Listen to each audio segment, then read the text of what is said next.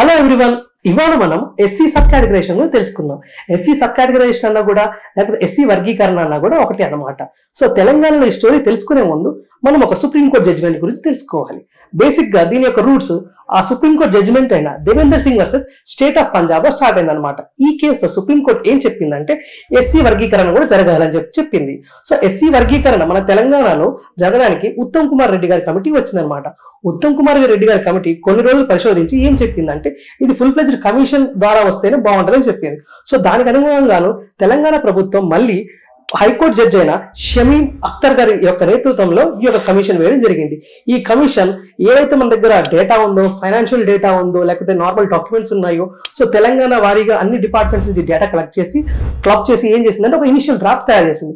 దాన్ని public domain లో పెట్టడం, కన్సిడరేషన్స్, రీకన్సిడరేషన్స్ ఇవన్నీ కూడా జరిగాయి.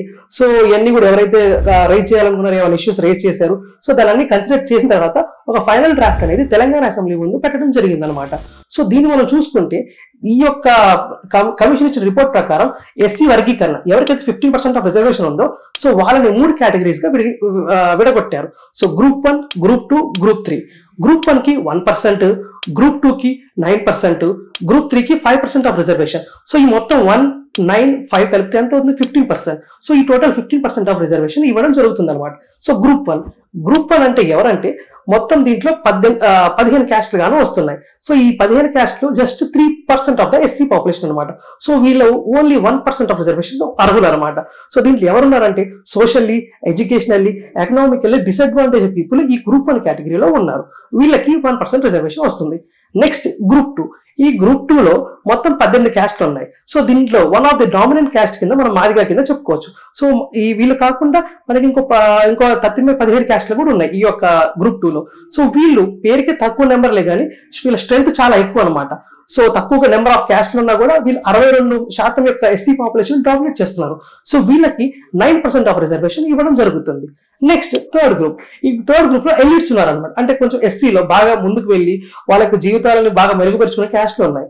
సో వాళ్ళకి మొత్తం 26 క్యాస్ట్లు ఉన్నా కూడా వాళ్ళ యొక్క పాపులేషన్ రేషియో 32% అనమాట. సో వాళ్ళకి బేసిక్ గా ఇక్కడ 5% ఆఫ్ రిజర్వేషన్ ఇవ్వడం జరుగుతుంది. ఈ విధంగా గ్రూప్ 1, గ్రూప్ 2, గ్రూప్ 3 యొక్క వర్గీకరణ జరుగుతుంది అనమాట. సో దీన్ని ఎప్పుడైతే తెలంగాణ ప్రభుత్వం ఆమోదిస్తుందో రాజ్యాంగం ప్రకారం దీన్ని national commission for SC under article 338 కింద ఈ యొక్క కమిషన్ పంపించాల్సి వస్తారు. ఎస్సీకి వెళ్ళాలి. నేషనల్ కమిషన్ ఫర్ ఎస్సీకి వెళ్ళాక అక్కడ కూడా ఆమోదం పొందాక ఇది తెలంగాణలో చట్టరూపం దాల్స్తుంది. సో ఈ విధంగా ఎస్సీ వర్గీకరణ జరుగుతుంది అనమాట. So I hope you got the video, and for more such content subscribe to Arc Reflection IAS. Thank you.